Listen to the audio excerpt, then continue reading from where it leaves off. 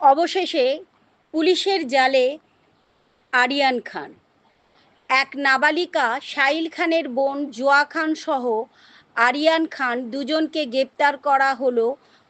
তাদের পাঠানো হলো হাওড়া আদালতে। 14 দিনের পুলিশি হেফাজতের আবেদন জানান ডোমজুড় থানার পুলিশ। আরিয়ান খানকে গ্রেপ্তার করা হয়েছে কলকাতার গড়বিল করপাড়া থেকে। হাওড়া ডিডি এবং কলকাতা পুলিশের পূর্ণ সহযোগিতায় গ্রেপ্তার করা হয়। রিনা হালদারের রিপোর্ট, জিএম নিউজ, হাওড়া।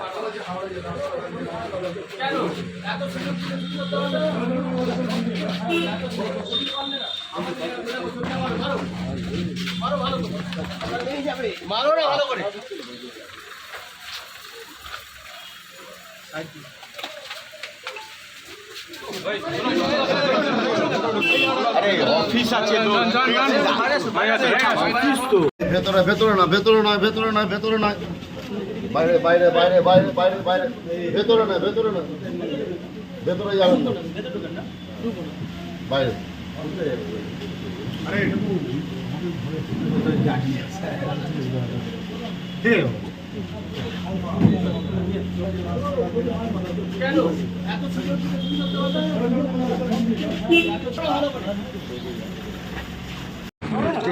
সবাই ভাগ করে নিন।